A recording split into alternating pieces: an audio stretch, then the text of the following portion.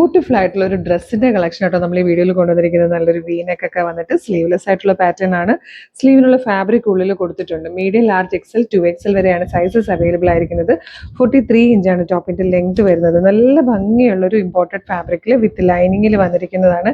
ഇതിലൊരു പ്രത്യേകത എന്ന് പറഞ്ഞു കഴിഞ്ഞാൽ ഒരു 3/4 ലെങ്ത് കഴിയുമ്പോൾ പിന്നെ അതിന്റെ കോൺട്രാസ്റ്റ് ആയിട്ടുള്ള ഷെയ്ഡാണ് കൊടുത്തേക്കുന്നത്.